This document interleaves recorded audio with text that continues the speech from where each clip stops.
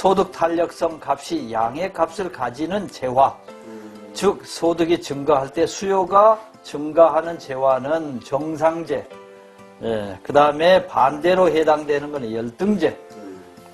값이 떨어져도 안 팔려요. 그러니까 안 팔립니다. 그게 이제 가난한 국가에서 부자 국가로 가면서 일어나는 사항들입니다. 싼 거 안 살 거야. 뭐 이런 겁니다. 사카린 같은 경우에. 뭐 대표적인 예죠. 중국 물건 안 삽니다. 뭐 중국 식품 안 사겠습니다. 그렇지.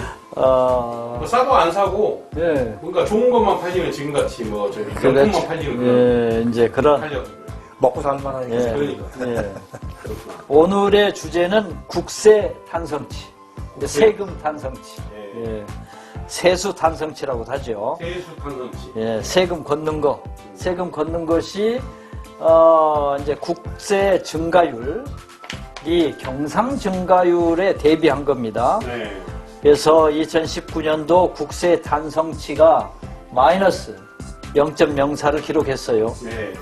국세 탄성치가 마이너스를 기록했다는 뜻은 국민 소득으로 볼 수 있는 경상 성장률, 우리 국민의 경상 소득이 성장을 하고 있는데 세금은 덜 거친 전년도와 비교해서 증가했지만 국세 수입은 오히려 줄어들었다는 것을 의미하고, 만약 국세 탄성치가 이를 넘어섰다면 경상 성장률보다 국세 증가율이 높아가지고 정부가 적극적인 세수 확대에 나섰다는 의미가 되겠습니다.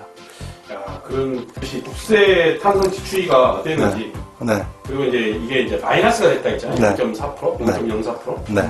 근데 그게 어떤 의미를 갖는 건가요? 2013년도에 0.13 국세 탄성치입니다. 2014년도에 0.43, 15년도에 0.99, 2016년도에 2.27, 2017년도에 1.73. 이게 이제 어떤 거라고 보냐면 2015년도에 국세청이 차세대 국세행정 시스템이라는 걸 가동을 했어요. 그래서 이게 이제 옛날에 쓰던 구닥다리 시스템을 버리고 요 이제 새로운 시스템으로 리뉴얼을 했거든요. 그러면서 국세청이 맨날 말로만 많이 있었어요. PCI 시스템이 가동되고 있다고 그랬는데 그때는 거짓말이었어요. 부닥다리 시스템에서는 PCI 시스템이 가동이 될 수가 없었어요. 근데 이제 차세대 국세행정 시스템이 되고 나니까 PCI 시스템이 가동되면서 세수가 막 그냥 숨어있던 세원들을 막 걷어들이면서 세금이 늘어난 거거든요. PCI 시스템이라는 게 뭐냐면 재산, 프로퍼티, 소비, 컨섬션, 소득, 인컴, 이 세 가지를 사람별로 비교하는 겁니다. 그러니까 이 사람이 소득이 얼마인데, 국세청이 신고한 소득이 얼마인데 100만 원 신고해놓고 1000만 원을 써? 또는 100만 원 도는 사람이 재산이 10억이나 돼? 뭐야 이게. 그리고 이제 뭐 증여세 조사하고 하고 들어가다 보면 그동안에 숨어있던 세원들이 양성화가 되면서 결정적으로 그게 이제 2015년도에 가동이 시작하고 2018년도에 국세 탄성치가 3.12로 기록했다는 건 2015년도 가동 시작하고 조금 시간이 가야죠. 그래서 그때부터 늘어난 거라고 저는 그 영향이라고 봅니다. 자, 그렇다고 치면 조윤영 대표님, 국세 탄성치가 그때 뭐 이제 3P라고 했나요? PCI 시스템? PCI 시스템 세 가지 요소가 이제 늘어나서 그랬는데, 그러면 지금 이제 2022년도라고 해야 되죠? 국세 탄성치가 2021년도죠? 2021년도. 네, 내년. 1년도 탄성치는 코로나 때문에 훨씬 더 줄어들까요? 아니면 늘어날까요? 그건 이제 경상 성장률하고 비교를 해야 되겠지만, 금년도 세수, 2020년 금년도 세수도 줄어들 걸로 예상되고 있습니다. 아직 연말이 안 됐으니까 이제 모르겠고 내년 계산을 해봐야 되겠죠. 금년도 국세 탄성치도 마이너스를 기록할 거라고 전망이 됩니다. 그렇죠, 마이너스 되겠죠.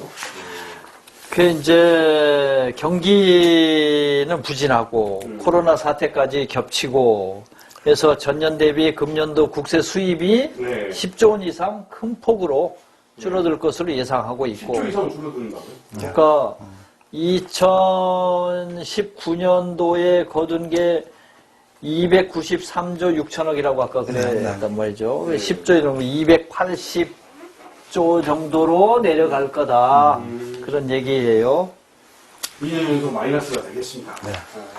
그 결과 네. 올해 국세 탄성치도 작년에 이어서 2년 연속 마이너스가 될 거라고 보입니다. 정부는 내년도 경제 성장률을 4.8%를 전망하고 있는데 경제 성장률이 왜 이렇게 높아 이렇게 얘기할 수도 있는데 워낙 바닥을 때렸기 때문에 이걸 올해요. 예, 뭐 조금만 꿈틀거려도 이제 기동력이 생기겠죠. 네. 그래서 내년도 국세 수입을 282조 8천억으로 보고 네. 금년 대비 1.1% 예상하고 있습니다. 탄성률을 그래서 0.2% 정도가 탄성률로 예상이 되고 있습니다. 그러네요. 하지만 코로나19 사태가 장기화될 경우에 경제 성장률이나 국세 수입 증가율이 지나치게 낙관적으로 전망한 것으로 판단되기 때문에 내년도 정부가 예상하는 국세 탄성치에 큰 의미는 굳이 부여할 필요는 없을 것 같습니다. 자, 그럼 소장님, 이제 코로나 사태가 얼마나 오래 지속될지 지금 이제 아무도 모르잖아요. 예측도 못하는 거고. 예. 그런 상황에서 기재부 공무원들도 이제 법과 이제 규정에 따라서 내년도 경제 성장률을 예측을 했어요. 그래서 생수 전망치와 예산을 국회에 제출해야 하는데 엄청 난감할 것 같습니다. 내년도에 또 마이너스가 또 예상이 되고. 이런 상황에서 정부가 이제 지금 그 장관이나 그 밑에 있는 분들이 어떤 스탠스를 유지를 할지 이제 상당히 궁금한데 어떻게 할까요? 정치권에서는 언제나 이제 좋게 보는 게 맞겠죠. 그래야 이제 어떤 민심도 들 수 있고. 근데 모르겠어요. 이제 금년도 기저효과라고 그러는데 금년도가 이제 하도 죽을 수 없기 때문에 내년도에 4.8%가 성장할 거다. 근데 그거 뭐 제가 볼 땐 좀 낙관적이라고 전 생각이 됩니다. 지나치게 낙관적이라고 생각이 되면 세출 예산은 써야 되거든요. 세입 예산은 덜 들어온다 하더라도 그러면 또 국가재정은 마이너스가 나는 거예요. 근데 이제 우리 지난번에도 그 얘기를 했었지만 정치꾼하고 정치가를 구별했지 않습니까? 정치꾼은 이제 다음 선거를 생각하고 정치가는 다음 세대를 생각한다는 말이 있는데 당장 급한 불은 꺼야겠죠. 그렇지만 이제 불확실성이 큰 상황에서 몸을 사리고 좀 허리띠를 졸라매고 보수적으로 행동하는 게 맞는 것이 아닌가 이런 생각이 들고요. 그러니까 이제 그것도 맞는 얘기인데 어떻게 보면은 저기 소상공인이나 이런 분들 위해서는 또 풀어야 되고. 그렇죠. 참 난감합니다. 그래서 이제 지난번에 이제 그 피치 IBCA가 지난 2월달 우리나라 이제 GDP 대비 국가 채무 비율이 46%가 되면 국가 신용 등급을 떨구겠다. 하고 어떻게 보면은 이제 그런 얘기를 한 적이 있었는데 거의 아마 이게 금년도에 이게 달성이 될 것 같아요. 금년 요번에 이제 추경 4차 추경까지 가면 거기 될 것 같아요. 그렇게 되면 이제 물론 이제 우리나라만 이런 국채를 발행하는 게 아니고 세계적인 모든 나라들이 전부 이런 게 있기 때문에 아마 나라 간에 상대적으로 국가에 대한 어떤 컨트리 리스크를 평가하는 것도 기준이 좀 바뀌어야 될 거라고 생각이 됩니다. 그렇지만 이제 어쨌든 간에 국가 재정 안정성, 요거는 굉장히 중요한 화두거든요. 그래가지고, 금년에 이제 감사원이 어떤 제안을 했냐면, 금년도 정기국회에서 재정 준칙, 피스칼 룰이라고 그럽니다. 국가가 이제 재정 관리를 어떻게 해야 되느냐 했을 때 이 법을 만들자. 그래서 이제 국가재정법을 개정하자 하는 법을 감사원이 제안을 해서 정부가 이번에 이제 법을 조만간 이제 제출하려고 그래요. 그런데 재정준칙이라는 건 뭐냐면 국가부채 총량, 그러니까 GDP 대비 몇 프로를 정하는 거. 이거 이상 못 넘어 하고 정하는 거. 또는 매 연도별로 국가 재정 적자는 GDP의 몇 프로 이걸 못 넘어 하고 그러니까 총량으로 막는 거 and 그해 연도별로 막는 거. 요 두 가지를 병합해서 피스칼 룰을 잡는데 우리나라한테 그게 없었어요. 세계 이제 웬간한 나라들은 요 재정 준칙 다 있습니다. 근데 이제 우리나라는 16년도에 정부가 국가 부채 비율 총량입니다. GDP의 45% 이내로 막자. 연간 재정 적자를 GDP의 3% 이내로 제한하자 하는 재정건전화법을 국회에 제출했어요. 그 당시에 이거 정부안이었고 지금 이제 여당이죠. 민주당도 연간 국가부채 증가액을 GDP의 0.35% 이내로 제한하자 하는 부채 제한법을 발의했어요. 근데 이게 이제 회기 말이 되면서 폐기가 됐죠. 그래서 요번에 이제 법안이 그 정부 제출안이 이제 조만간 나올 텐데 이게 이제 요즘에 이제 언론에 나오는 걸 보면 뭐 긴박한 사유 뭐 해서 이제 요런 총량이나 연도별 적자를 규제를 하자 하는 거에 예외 조항을 막 그냥 집어넣어서 그렇게 되면 뭐 예외 조항을 마냥 그렇게 해놓으면 재정준칙 만들어봤자 무슨 쓸데가 있겠냐 이런 얘기까지 나오고 있습니다. 그래서 이제 그렇지만 지난번에 이제 국가가 작년도에 금년도에 최초로 40년 중장기 재무계획이 제출됐지 않습니까? 그렇죠. 그 제출된 내용을 보면 우리나라의 미래 국가 재정이 장밋빛이 절대 아니에요.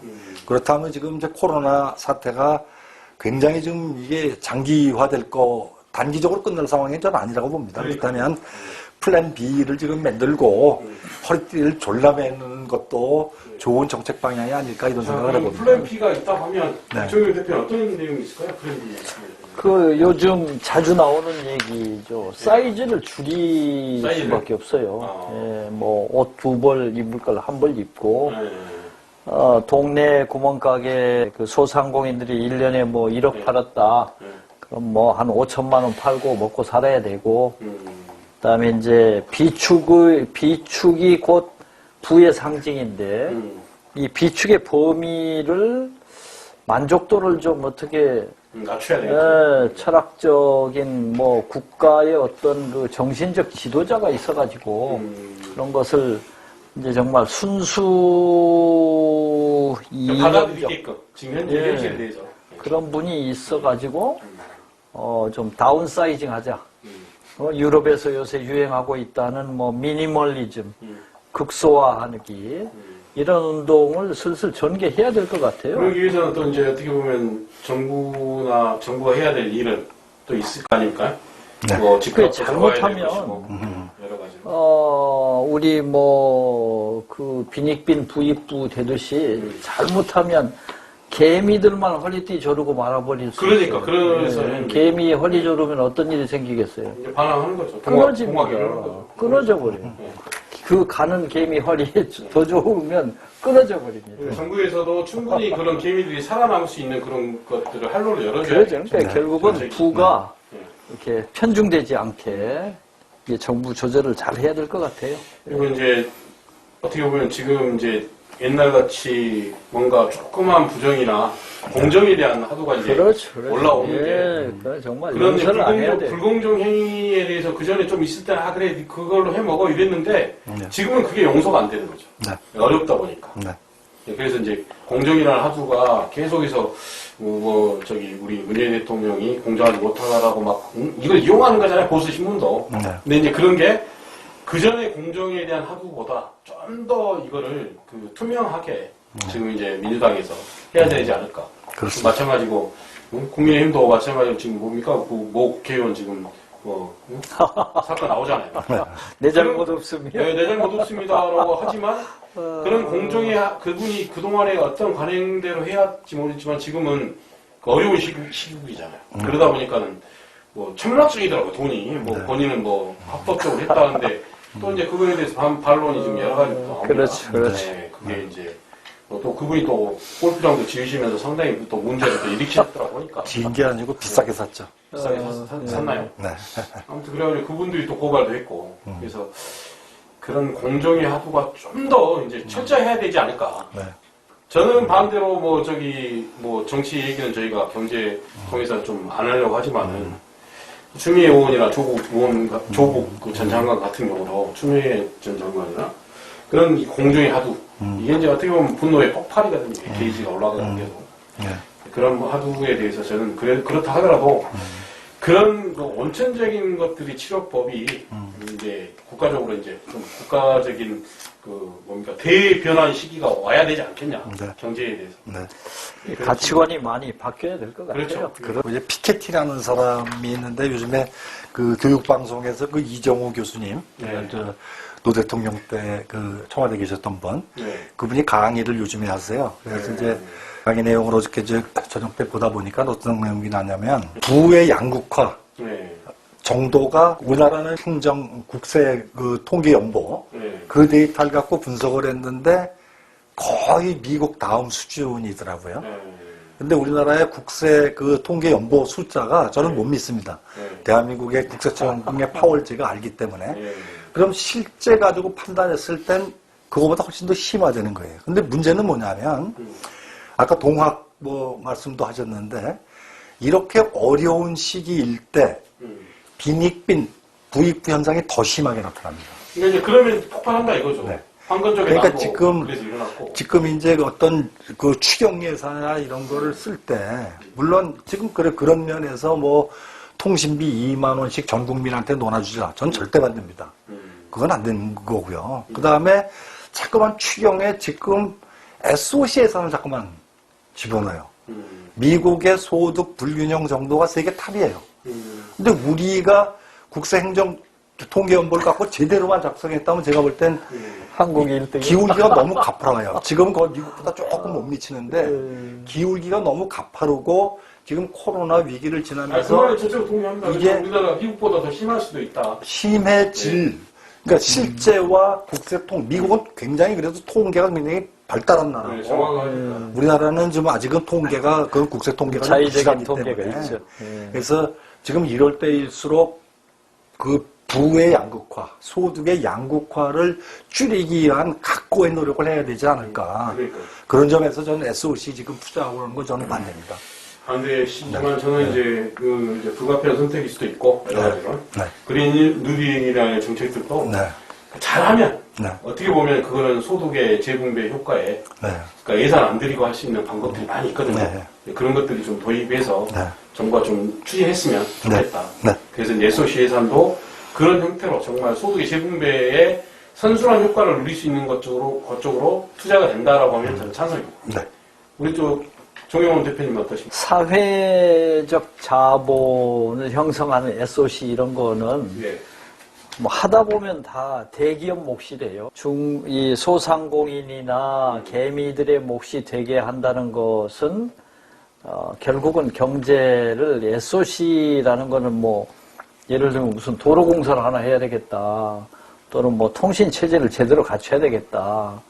개미들이 참여하기가 너무 어려워요. 근데 그런 사례가 분명히 있었습니다. 포철에 처음에 국민주 모집하는 방식이 분명히 있었거든요. 그러니까 이제 그거는 투자 얘기고. 그러니까 이제 그거는 지금은 맞는다는 얘기가 뭐냐면 그때 당시에 그분들이 국민주 모집을 했을 때 그 국민주를 사가지고 당첨이 되면 팔아먹었어요. 그러니까 이제 그런 방식으로 돼가지고 국가가 예산을 배정하는 방식의 SOC 배정 방식보다는 차라리 하여간 국가가 빚을 내서 하는 것이 더 현명할지도 몰라. 이거 돈 찍으면 큰일 납니다. 그런데 여하간 시중에 들어온 돈을 말 그대로 그린 뉴딜이든 그런 식의 국민들이 참여해가지고 수익을 낼 수 있는 그런 구조, 국민들한테 나눠주는 구조, 그거에는 찬성한다는 거죠. 그런 걸 많이 찾으십시오. 그게 굉장히 애국하는 길입니다. 그러니까 그걸 찾아가지고 해야 된다. 그러니까 경제 활동에 참여도 하면서 빈부격차를 줄일 수 있는 방법이잖아요. 최선의 그 선택입니다. 그러니까 옛날에 호박이 한번 굴르면은 콩이 밤새 굴르는 것보다 낫지 않냐 이런 것보다는 콩이 호박만큼 뭉쳐서 굴르는 게 훨씬 효과가 커져요. 그렇죠. 이제 그걸 찾아야 됩니다. 그렇습니다. 참 경제가 점점 어려워지고 또 이제 저희 생소한 용어지만 국세 탄성치도 배우고 오늘 정말 좋은 공부 시간이 됐습니다. 감사합니다. 수고하셨습니다.